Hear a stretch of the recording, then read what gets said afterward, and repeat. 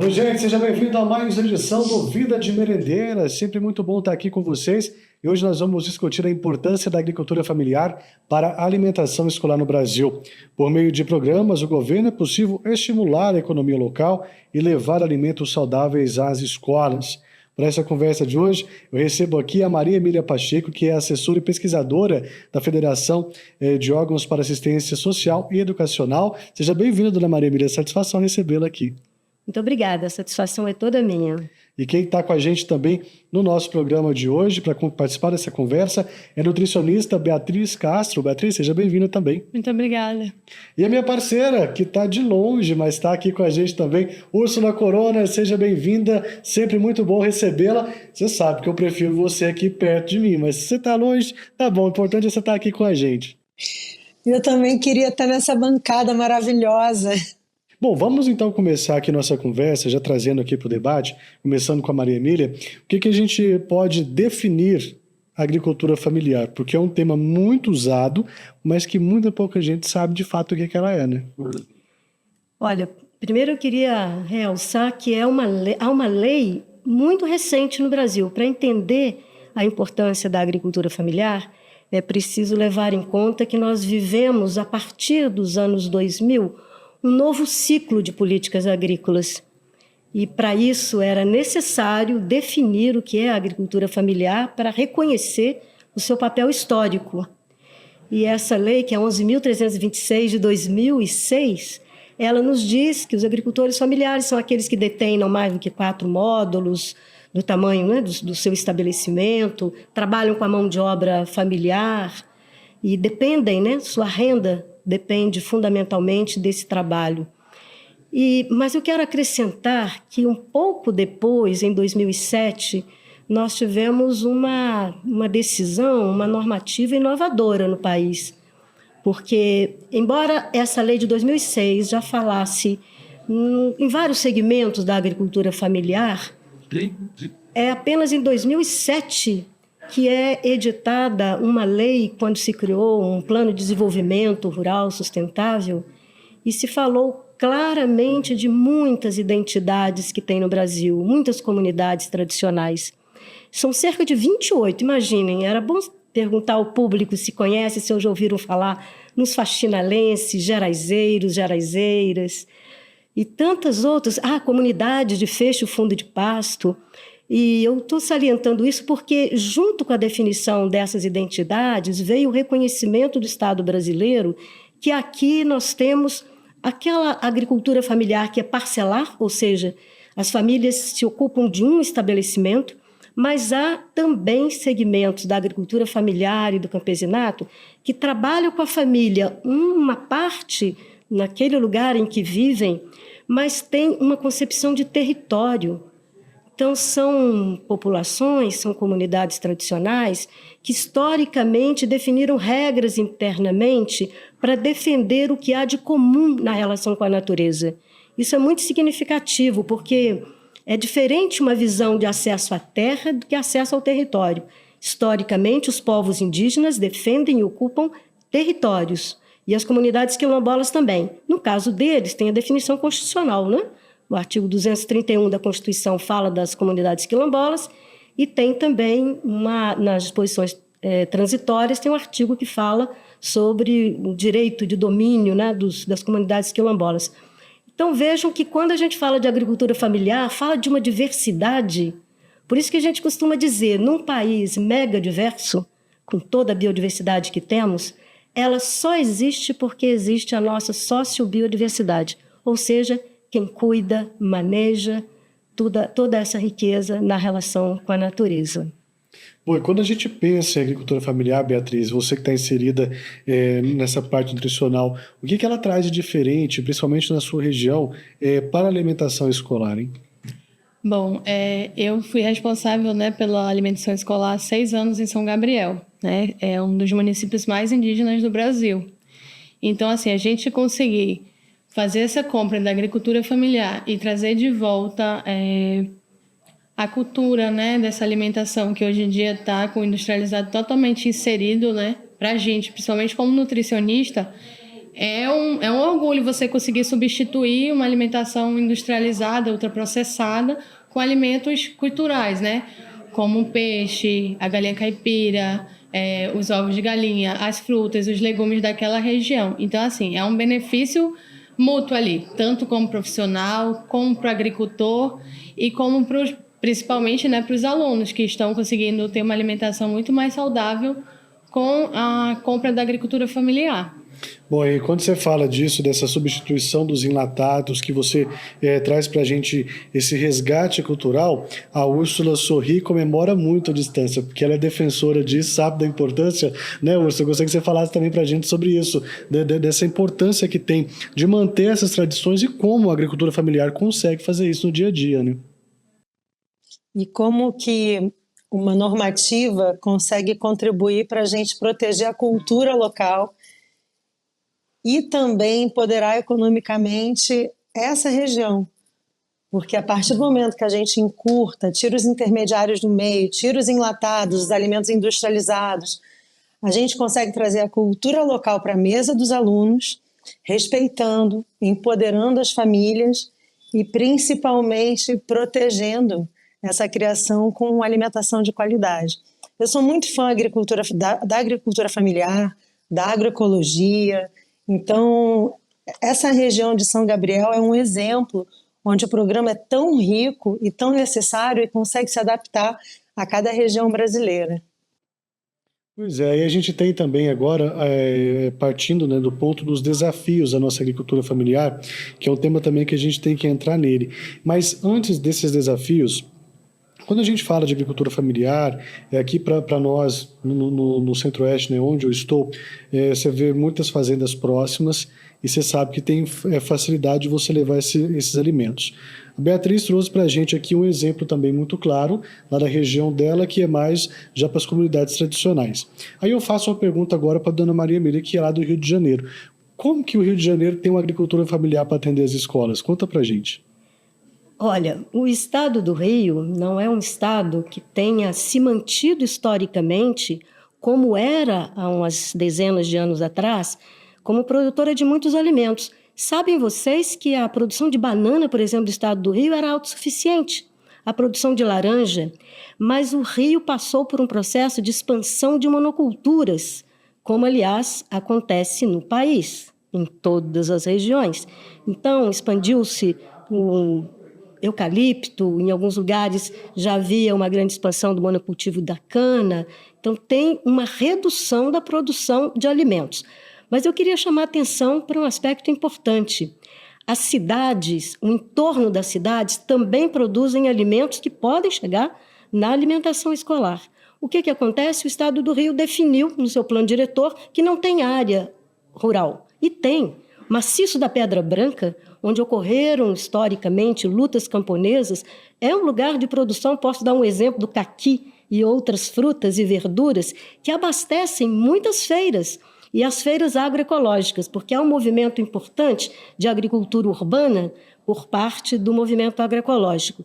Então, e tem também no campo, evidentemente, tem articulações muito interessantes, articulações de comunidades tradicionais que atravessam o sul do estado e vão até São Paulo, e ali tem uma produção de alimentos, de peixes também, que é bastante importante, embora não seja, vamos dizer assim, estatisticamente, um estado que você possa dizer que é fundamentalmente produtor de alimentação saudável.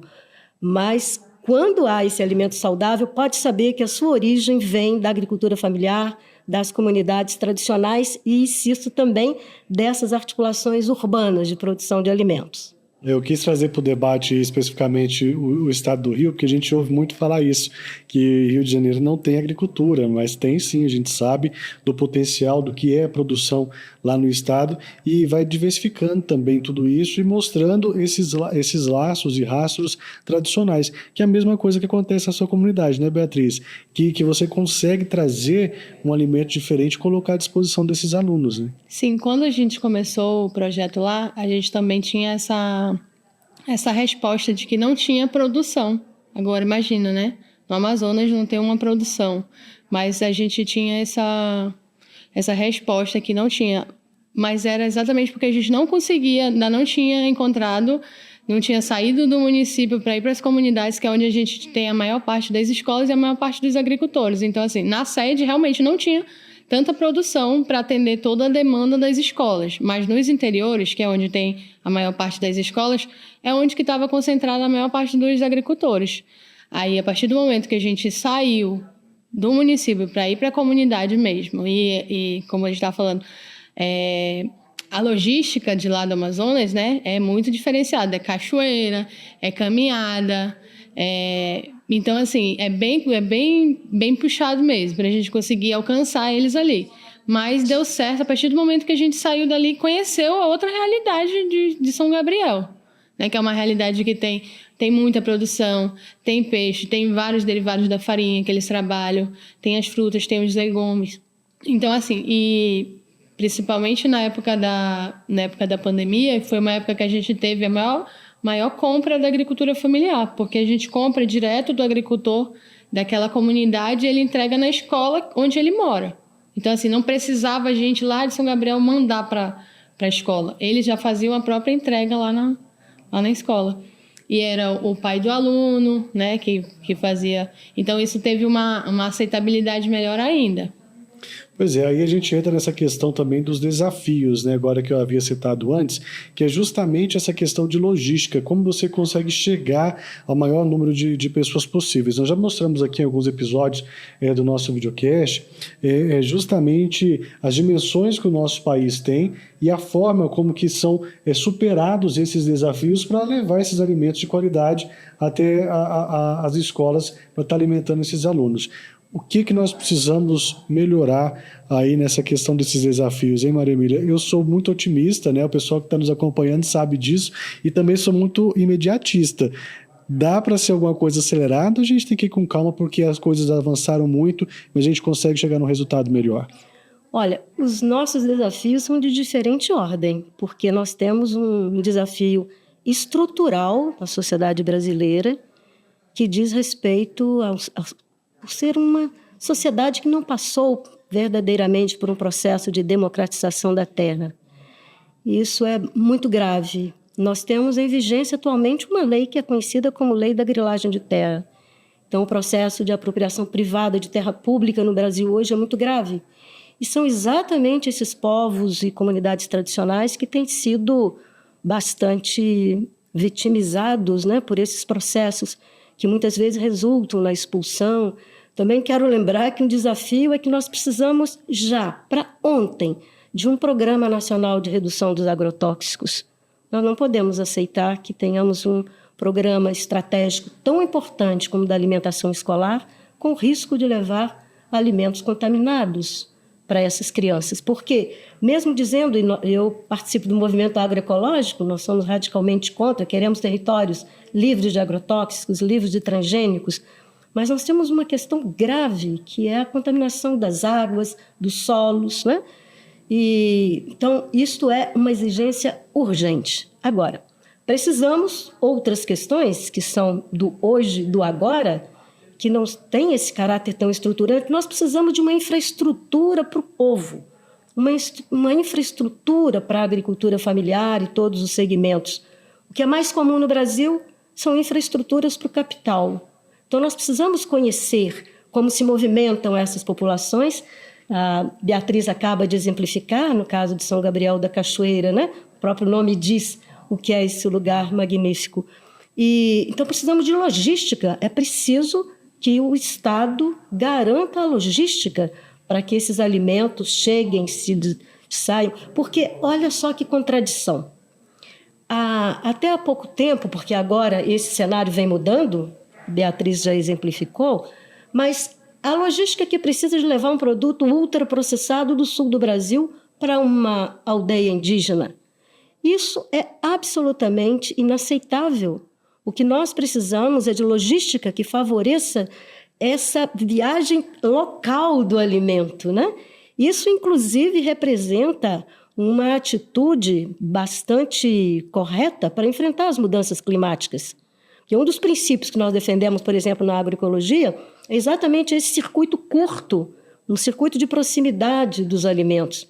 E levando em conta o significado dessa diversidade dos alimentos nas regiões brasileiras, tem todo um argumento que favorece que esses alimentos cheguem. E mais, outro desafio que temos enfrentado e com uma iniciativa importantíssima do Ministério Público, que nasceu lá no estado do Amazonas, Beatriz pode nos contar mais, que é uma decisão a respeito da necessidade de retirar exigências de documentação dos povos indígenas, quilombolas e comunidades tradicionais.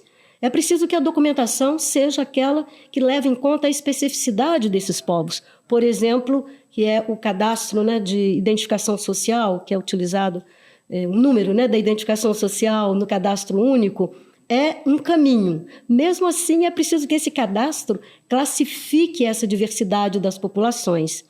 Outra questão que também o Ministério Público, através dessa mesa permanente de diálogos, que se chama Catrapovos, que está se espalhando pelo país, leva em conta. Essas famílias, elas têm uma relação de parentesco, é um sistema de parentesco extremamente complexo, e elas consomem o que elas produzem.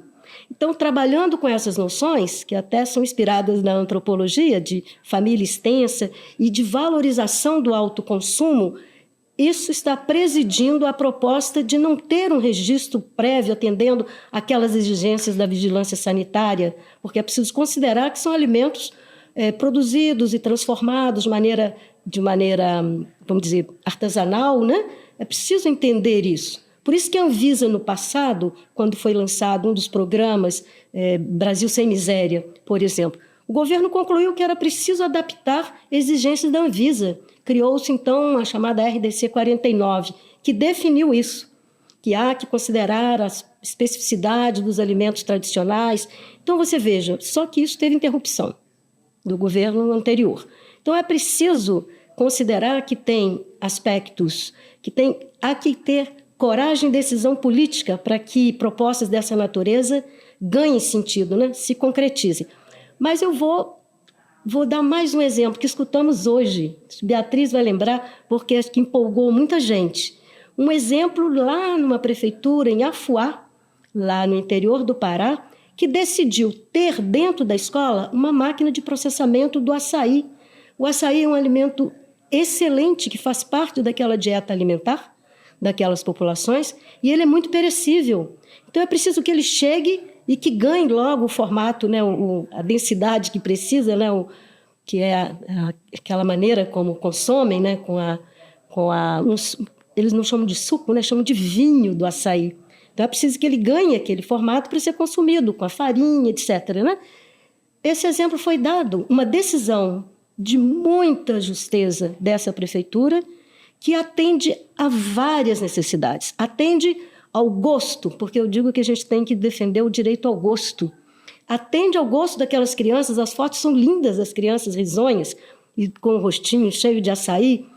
Atende ao gosto das crianças, atende aos agricultores que manejam o açaí, movimenta a economia local e garante o reconhecimento de uma cultura alimentar extremamente importante. E, por último, a meu ver, serve de barreira para a entrada dos ultraprocessados, que nós precisamos cada vez mais difundir criticamente os impactos negativos que adoecem a população desses ultraprocessados.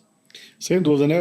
Se você passar aqui para a Beatriz, eu gostaria que você falasse para a gente a respeito disso, né? Porque nós ouvimos aqui em um dos nossos episódios justamente isso, essa questão da falta da caneta mesmo ali atuando, porque nós temos um programa nacional de alimentação escolar que é muito forte, nós temos um fundo que faz um desenvolvimento fantástico, que atende tantas pessoas, mas muitas vezes barra na burocracia. E isso precisa ser resolvido. E quando a gente vê exemplos claros como esse, não digo nem de posição, mas de tomada de decisão, de fato mesmo, de assinar e falar, vamos fazer dar certo, as coisas funcionam, né?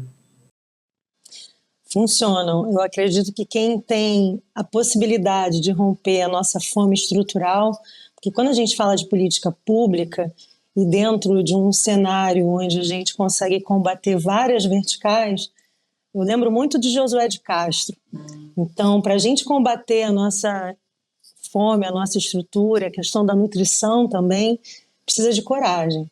mas não só coragem, é que a gente precisa dar um passo para trás. É muito bom a Beatriz também estar aqui presente, junto com a Maria Emília, porque a gente volta um pouco à questão do respeito, aprendendo um pouco com os povos originários. Por exemplo, agora eu tive... Maria Emília comentou da Pedra Branca. Eu estive no Quilombo da Pedra Branca tem 2 semanas, estou aprendendo muito com eles.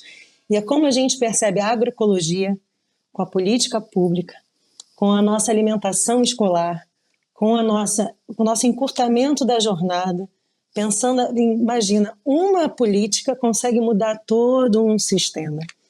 Então, Josué de Castro me inspira diariamente nessa luta. Então, quando a gente fala sobre isso, a gente pede que os líderes que têm o poder de decisão tenham coragem. E a gente está agora muito bem representado e com muita expectativa para a gente continuar se inspirando nesse amadurecimento da nossa alimentação escolar e também da agricultura familiar, agroecologia, porque é isso que a gente está precisando. Isso aí, agora nós ouvimos esse relato da Úrsula. Maria Emília trouxe para a gente também a parte mais burocrática que precisa ser resolvida. Conta para a gente, então, na prática, quais os desafios que vocês têm encontrado lá na sua comunidade, enfim, no estado como um todo, para levar essa alimentação escolar de qualidade para os alunos. Assim, um dos principais desafios que a gente tinha era conseguir chegar nas comunidades, no qual a gente montou uma equipe interinstitucional, que eu acho que parte daí a gente conseguir dividir esse assunto com mais colegas, né? Porque não é uma coisa só a prefeitura, não é uma coisa só a Secretaria de Educação, né? É um tema e é uma importância, é um programa que abrange várias instituições, na qual a gente conseguiu fechar, pactuar um grupo, que a partir dali a gente foi verificando qual seria, né, onde cada instituição poderia atuar de forma que a gente conseguisse desenvolver bem o nosso trabalho. No caso, o município, né, de São Gabriel, a gente tem os desafios em relação à nossa logística, né, que é bem puxado para ir para lá, em relação aos gastos que se tem, como a gente já falou, o valor que a gente gasta de transporte para chegar nas comunidades, às vezes a gente gasta mais com o transporte do que com a própria alimentação, né? Que é comprada ali. Então, assim, um dos desafios também são esses, né? É a forma do recurso de a gente conseguir chegar até as comunidades. É levar também esse programa até os agricultores, que muitas vezes eles não participavam porque eles nunca tinham escutado falar no programa. Aí tinha a situação do medo de fazer uma venda para a prefeitura, né? De não ter o valor do recurso pago. Aí tem a situação de que algumas prefeituras fazem chamada, mas depois não compram. Então, assim, eles se sentem também desvalorizados quando acontecem essas situações. A gente já tenta trabalhar com eles, como a logística para chegar na comunidade é bem difícil, a gente já tenta, quando chega na comunidade, já montar todo o projeto, ver o que pode dar certo, o que pode dar errado com aquele grupo ali, para tentar fechar, para que eles não tenham prejuízo também, né? Porque eles também ainda se sentem inseguros, né? De participar de programas públicos, assim. Então, o que nos desafia mais é manter essa equipe para que a gente consiga alcançar mais comunidades ainda, né? E a gente tem essa situação da introdução do alimento industrializado. E o papel da nutricionista é trabalhar a educação nutricional. E qual é essa parte? É da gente voltar a tentar fazer uma reeducação alimentar com essas crianças que hoje em dia valorizam mais o alimento industrializado do que o alimento cultural. A gente tem 2 situações ali. É de valorizar o trabalho do meu pai, daquela comunidade ali. Meu pai é agricultor, meu pai é pescador, ele entrega na minha escola. Mas também tem a situação, eu já como aquilo na minha casa, né? Eu quero comer uma outra coisa aqui na escola. A gente teve esses desafios também, de algumas comunidades não quererem, porque as crianças já comiam aquilo em casa, né? Então isso é um desafio para a nutricionista. E aí, o que vocês fizeram dentro de um desafio como esse? O que vocês fizeram para mudar tudo isso? A gente hein? começa... o primeiro passo é começar a mostrar o que os alimentos industrializados causam à nossa saúde, né? É jogar logo uma bomba para dar um susto, mas que é a realidade, né? O consumo de alimentos industrializados e todas as doenças que elas ocorrem com o consumo. Daí, então, assim, a gente trabalha muito essa reeducação alimentar. E tem também a parceria da nutricionista com a merendeira. É uma dupla dinâmica. Com certeza, porque ali tá a situação da gente leva o produto, né? E se a gente não tiver um bom diálogo também, a gente não vai ter uma resposta positiva ali. E ela, sem dúvida, faz parte ali, é uma das principais envolvidas, né? Para a gente ter uma boa aceitabilidade dessa introdução de alimentos da agricultura familiar. Pois é, aí a gente retoma, né, o programa que nós já mostramos aqui, que é o Programa Nacional de Alimentação Escolar, que é fantástico. Eu mais a Úrsula, nós levantamos uma hashtag aqui, que ficou todo mundo bravo com a gente, que é rumo aos 100%, né, a gente comprar 100% dos alimentos aí da nossa alimentação escolar da agricultura familiar. Claro que a gente está sonhando com isso, vai chegar um dia, mas 30% faz muita diferença, não só para esses alunos que vão consumir um alimento mais saudável, que é feito bem próximo da sua casa, que chega mais fresco, mas também o agricultor familiar. E muitas vezes, a Úrsula sempre relembra isso, muitas vezes são as mulheres aqui que recebem, que estão à frente dessas propriedades. Como isso também tem mudado aí a vida? A gente conseguir aliar um programa que é uma política pública, que não é assistencial, a gente sempre fala isso aqui também, que é importante ressaltar, mas uma política que dá certo, que é exemplo para o mundo e que alimenta esses alunos, mas que também dá retorno para quem está produzindo. É um negócio muito bonito de falar, né? Ele funciona muito bem na prática, né? Sim, e também nós temos visto... Bom, primeiro a respeito do percentual, né? 30%. Há uma estatística do FNDE que diz que hoje são cerca de 55% dos municípios... Úrsula, está melhorando, hein? Porque da última vez falaram para a gente que era 45%, já 50% já está melhorando. Em 2015 era 41%, agora tem uma atualização que dizem 55%. Bom, mas aproveitando inclusive esse momento para manifestar a minha solidariedade ao povo do Rio Grande do Sul, não, e chamar a atenção para a responsabilidade do Estado em relação à prevenção das mudanças climáticas, né? Mas é porque eu quero registrar que houve casos já no Rio Grande do Sul, por exemplo, que prefeitos chegaram a comprar 100% da agricultura familiar. Mas essa é uma realidade bastante distinta mesmo no país. Mas você falou da participação das mulheres, eu queria realçar e dizer que o Programa Nacional de Alimentação Escolar, que é um programa que tem um caráter estruturante, é isso mesmo, ele é um programa que busca reforçar o papel histórico da produção de alimentos saudáveis no Brasil, dos agentes dessa produção, né, da agricultura familiar.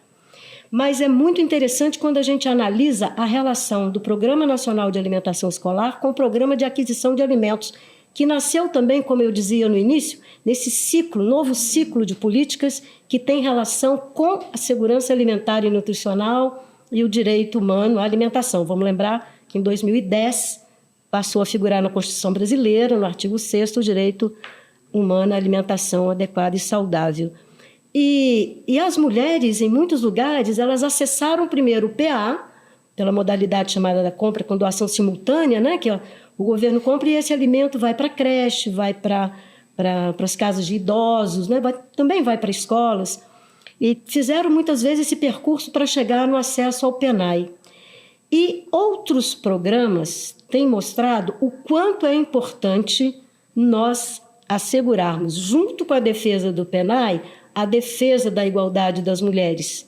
Então, tem um programa atualmente que se chama Quintais Produtivos, não chegou a atender a demanda da Marcha das Margaridas, que é 1 milhão de quintais, mas temos um início aí, um primeiro edital, e as mulheres, elas produzem alimentos que são importantíssimos para o PA e para o PENAI.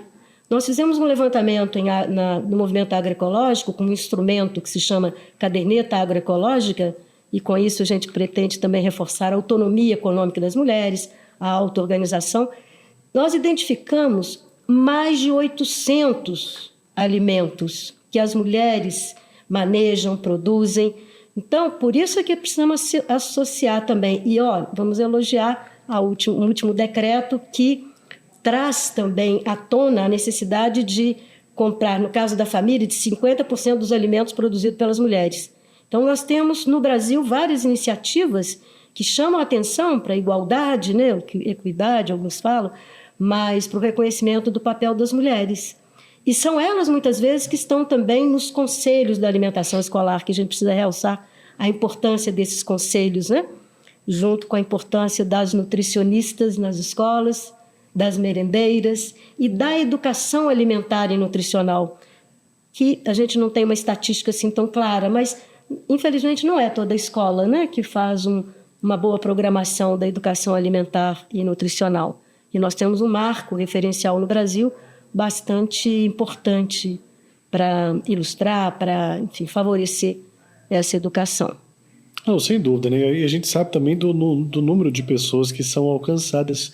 Nós já mostramos aqui em outras edições, outras oportunidades, são muitas merendeiras, são muitas nutricionistas, tem os conselhos também que são grandes, os agricultores familiares que são beneficiados com isso, e principalmente o número fantástico de crianças e jovens e adolescentes que são atendidos por um programa, como a gente sempre fala por aqui, né, Úrsula, que dá muito certo, que a gente vê os frutos e que é exemplo para o mundo também. E quando a gente vê o entusiasmo de fala, igual esse que a Maria Emília trouxe para a gente, de algo que dá certo, a gente tem que levar isso mesmo para o mundo, né? Como já está sendo feito também, né? Exatamente. Eu fico aqui num deleite ouvindo vocês e queria perguntar para a dona Maria Emília como ela vê esse amadurecimento do nosso programa. O que acha, também a Beatriz, o que vocês acham que a gente ainda pode abraçar ainda mais, olhar ainda mais, para a gente continuar tendo esse programa que é referência no mundo inteiro? Eu digo o seguinte, a lei de 2009, 11.947, que aperfeiçoou a proposta do programa, ela não proibiu a terceirização da alimentação escolar. E aí reside uma questão, onde há a terceirização, seguramente, ou muitas vezes, quer dizer, o cardápio não é seguido de acordo com a orientação que precisa, também o atendimento às necessidades das escolas fica insuficiente, enfim. Tem uma questão aí que nós precisamos continuar enfrentando. Agora, também queria dizer, e com isso gostaria de fazer um apelo para os nossos congressistas, lá no Congresso Nacional, na Câmara, Senado. Nós temos cerca de 100 projetos no Congresso. E, lamentavelmente, muitos deles contribuem para desconstruir esse programa. Um dos exemplos que eu queria dar diz respeito exatamente ao cardápio. Como podem os parlamentares quererem interferir na definição de um cardápio que deve seguir a norma, né, das culturas alimentares, dessa diversidade nas regiões, né? Isso parece ser reserva de mercado. Isso não é correto. Não é justo. O cardápio tem que ser definido lá na interação entre a direção das escolas, nutricionista, os agricultores e agricultoras, seguindo, né, esta perspectiva que ela é favorável sobre muitos aspectos, né, em relação a quem produz alimento, quem recebe. Tem uma proposta que nós defendemos, que está lá no Congresso, que é do reajuste do valor per capita da alimentação escolar. É preciso isso. E que siga algum índice e que anualmente, então, haja um reajuste. Isso é fundamental. Queria também dizer, quando você se referiu ao mundo, e Úrsula também, o Programa Nacional de Alimentação Escolar ele acabou ficando conhecido porque no estudo das Nações Unidas, da FAO especificamente, sobre a saída do Brasil do mapa da fome, lá estavam os dados da alimentação escolar. Por isso que é fundamental reconhecê-lo como um programa estratégico. Não é que ele seja um modelo para o mundo, mas ele é inspirador. Muitas delegações que chegaram, que já visitaram aqui o Brasil, através do CONSEA, que é o Conselho Nacional de Segurança Alimentar e Nutricional, chegaram essas delegações aqui dizendo que queriam conhecer o que é o programa da alimentação escolar, assim também muito interesse em relação ao programa no semiárido de 1 milhão de cisternas, bom, em vários programas, e queriam também conhecer como é que se dava a participação social no Conceia. E eu quero acentuar isso porque o mérito, as conquistas do PENAI são fruto da participação da sociedade, da mobilização da sociedade. Por isso é muito importante que vocês estejam hoje trabalhando esse tema com o entusiasmo que eu também vejo nos olhos e na fala de vocês, porque precisamos mesmo assegurar que ele tenha vida longa. E por falar em José de Castro, ele que estava lá no início, lá na década de 50, lembremos isso, é um programa que nasceu na época de Getúlio Vargas, mas ele passou por enormes mudanças, né? Porque naquela época, sim, tinha o sentido de uma assistencialista e tal. E por último, queria dizer, falemos sempre alimentação escolar e não merenda, porque o sentido que nós atribuímos à alimentação escolar é um sentido profundo. É, de fato, de uma alimentação que assegure, e lamentavelmente até me emociono, em muitos lugares é a única refeição que a criança tem. Então, falemos da alimentação escolar, não é uma merenda ou uma merendinha. Obrigada. Eu gostei muito dessa fala e a gente consegue notar a emoção da senhora dessa questão de você não tratar o tema como a merenda, né? De fato, a alimentação, porque nós já mostramos aqui em inúmeros programas que nós fizemos da importância, porque tem crianças, tem jovens, tem adolescentes que só tem essa refeição. E isso é uma realidade, de fato.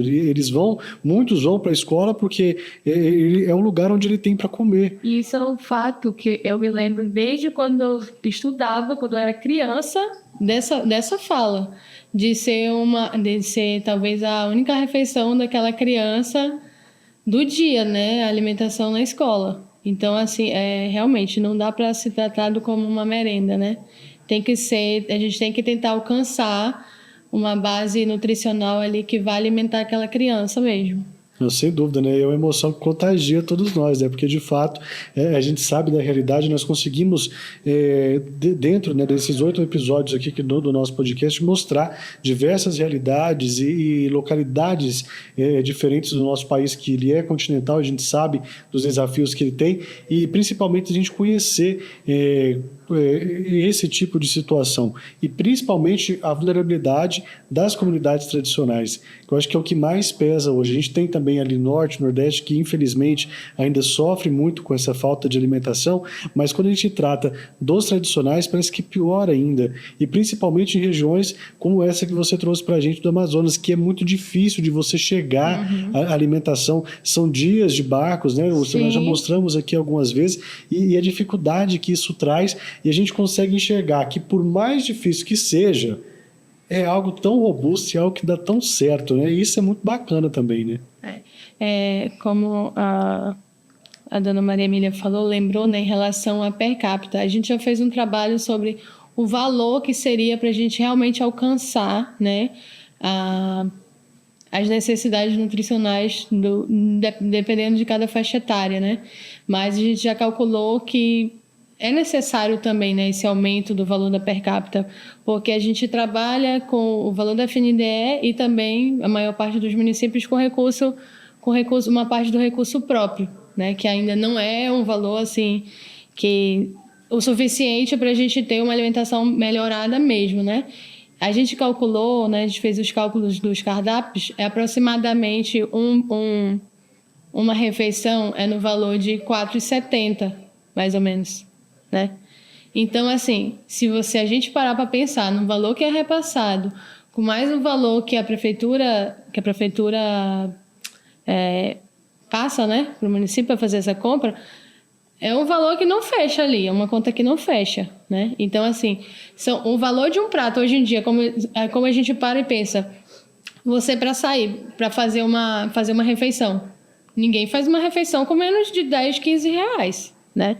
Então, assim, a gente tem que pensar por esse lado também, que o valor, para a gente conseguir fazer um prato, né? Para a gente conseguir fazer um prato mesmo que alcance as necessidades nutricionais, a gente precisa de um valor mais alto de repasse, tanto da FNDE quanto das prefeituras também. Úrsula, temos muitos desafios aí pela frente ainda, né? Eu vejo que a gente está desde 2009, na verdade, vamos falar dos anos 2000, reestruturando e quebrando a nossa estrutura da fome. Tem muito trabalho pela frente, mas o que eu vejo é que as nossas políticas públicas contribuem para a gente poder sedimentar o que a gente precisa, que é quebrar esses projetos que estão no Congresso, que não contribuem para a nossa evolução, empoderar a agricultura familiar, a agroecologia, também as nossas comunidades. Os quilombolas, por exemplo, têm programas e projetos que são exemplares, eu estou aprendendo muito com eles.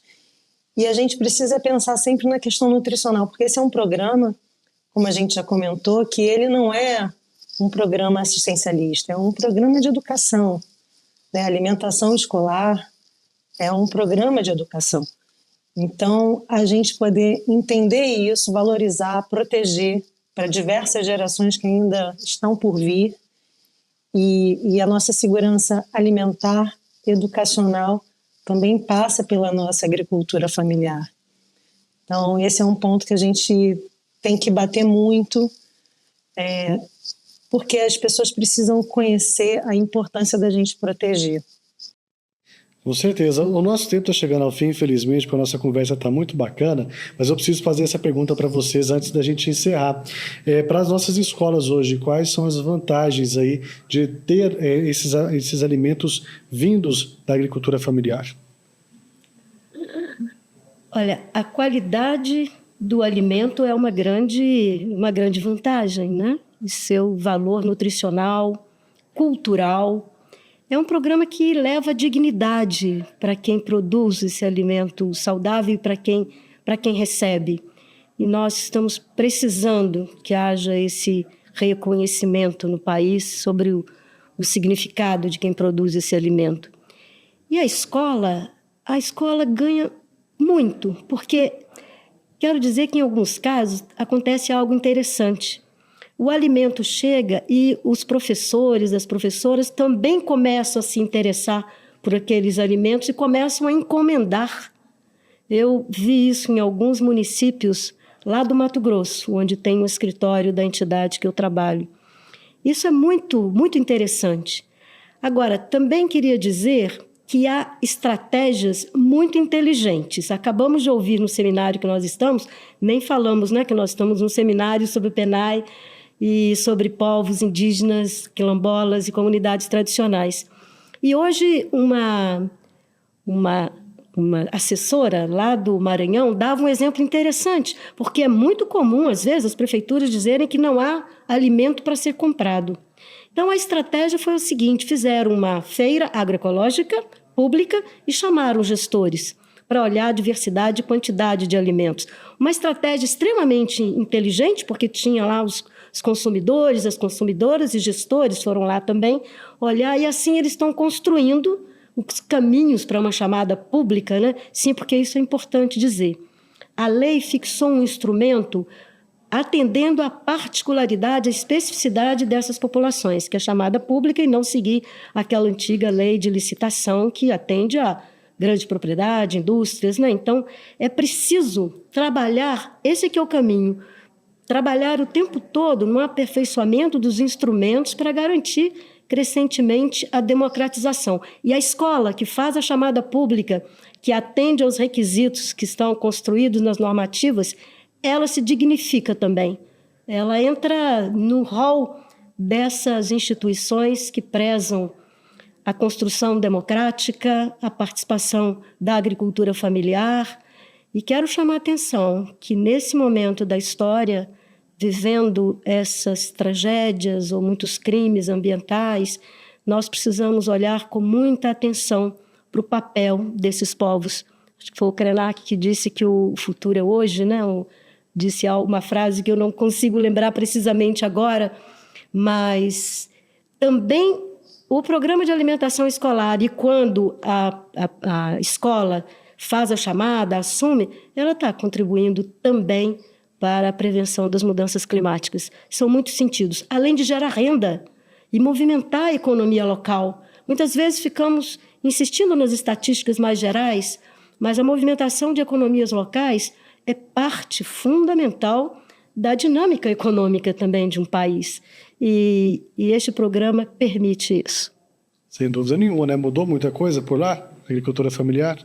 Sim, a gente tem a participação, ele até está aqui também, né, participando dessa oficina, o pastor Senaide, que hoje em dia ele já, depois de começarem a participar, né, da chamada pública da agricultura familiar, eles já conseguiram comprar mais equipamentos, voadeira, motor, né, coisas que beneficiam a própria comunidade deles ali, e conseguiram participar.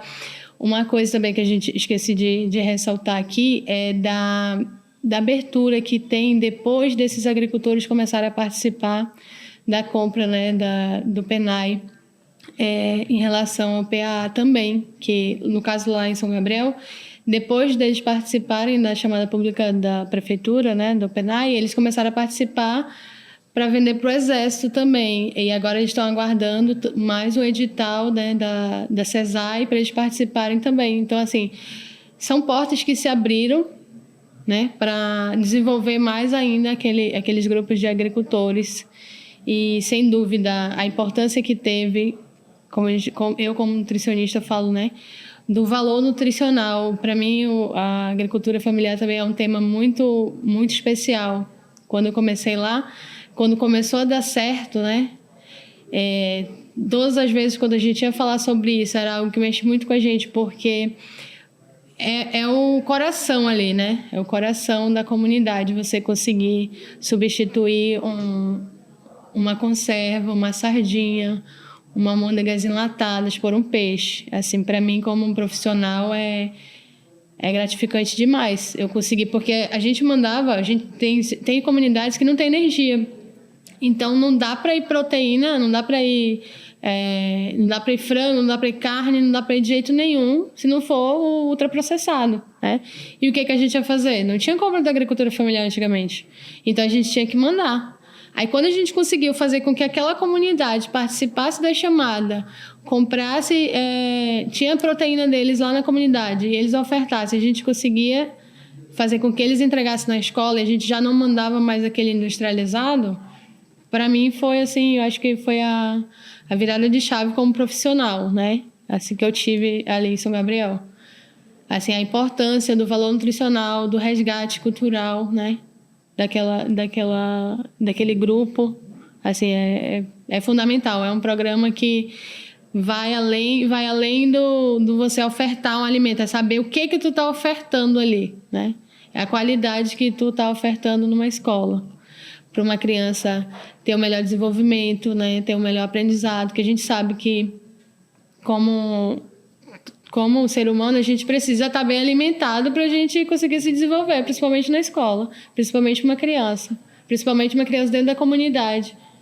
É verdade, a gente sabe que é por isso que é tão fantástico e tão robusto esse programa, mas infelizmente nós vamos ter que encerrar nossa conversa que está tão agradável. Eu gostaria de agradecer muito vocês aqui com a gente, começo com você, minha amiga, que me deixou aqui mais uma vez à distância, mas muito obrigado, até uma próxima, viu, Úrsula? É uma pena, adoraria estar aí com vocês, e vale a gente lembrar que a agricultura familiar, além de ser um programa e uma iniciativa que traz estrutura para o nosso país, também econômica, traz saúde para todos nós. Sem dúvida nenhuma. Mais uma vez, obrigado, Úrsula. Beatriz, muito obrigado. Até uma próxima. Obrigada. Dona Maria Emília também, muito obrigado. Uma verdadeira aula dessas duas aqui com a gente hoje. Muito obrigado. Até mais. Obrigada a vocês. Felicidades. Gente, vocês de casa também, muito obrigado pelo carinho. Continue acompanhando a gente, Vida de Merendeira, podcast e videocast, trazendo para vocês essas histórias tão bacanas aí das nossas merendeiras e desses programas tão essenciais para a nossa alimentação escolar. Até uma próxima. Tchau.